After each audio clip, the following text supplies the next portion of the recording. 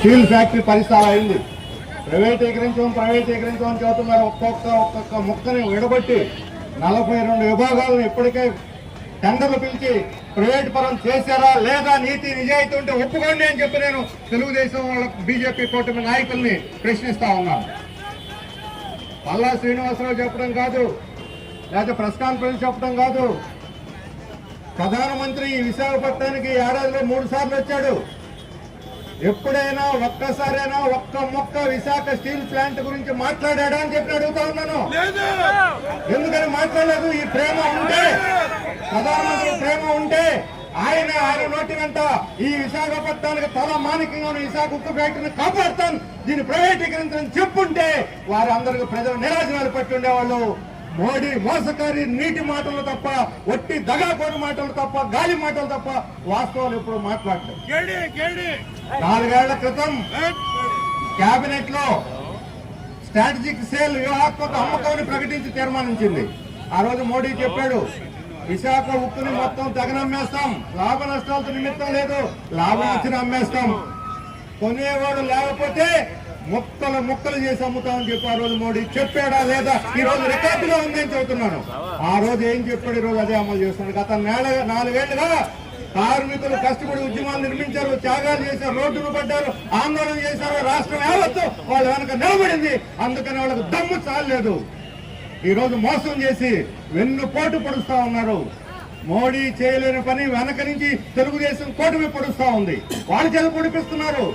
నేను ఒకటే చెప్పదలుచుకున్నాను, తెలుగుదేశం పార్టీ తన రాజకీయ పునాదిని కూడా లేపేసుకుంటుంది, హనంగా పెడుతుంది బీజేపీ. మాకు పదవులు కాదు, ఈ రోజు మోడీని ఏదో రకంగా సంతోషపెట్టే మాకు ముఖ్యం, కార్పొరేట్ ప్రయోజనాలు ముఖ్యం అన్నట్టు వ్యవహరిస్తా ఉన్నారు. మీరు రాజకీయ ప్రయోజనాలు కూడా పనంగా పెట్టి ప్రైవేటీకరణ అంగీకరిస్తున్నారు. ఖబర్దార్, ఈ ప్రజలు చూస్తూ ఊరుకొని అడుగుతున్న తెలుగుదేశం కార్యకర్తలు కూడా దీన్ని అంగీకరించడం లేదు. వాళ్ళు ఈ రోజు చెబుతా ఉన్నారు, కార్మికులంటే వాళ్ళు కష్టపడకుండా సోమరులై నష్టం చేస్తున్నారట ఫ్యాక్టరీకి. యూనియన్లు అవినీతికి పాల్పడుతున్నాయట. ఇప్పుడు జ్ఞానోదయం అయిందా పల్లా శ్రీనివాసరావు గారికి? యూనియన్లు అవినీతికి పాల్పడుతున్నాయని సంవత్సరం క్రితం మీరు నిరాహార దీక్ష కూర్చున్నప్పుడు తెలియదా?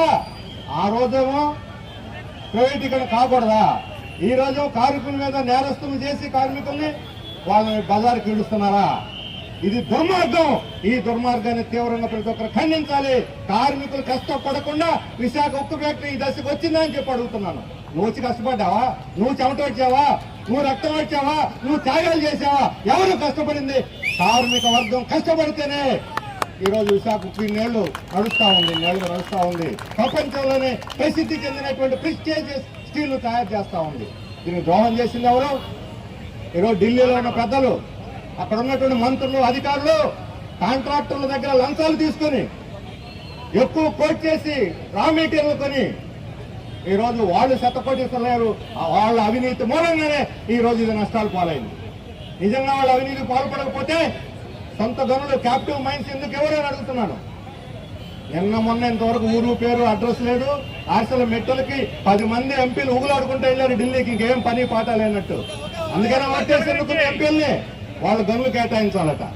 ఈ విశాఖ ఉక్కు గనులు కేటాయించమని కాదు, ఆర్సల మెట్టలకి గనులు కేటాయించమని సిగ్గుందా ఈ ఎమ్మెల్యేలు ఎంపీలకు అని చెప్పి అడుగుతున్నాను.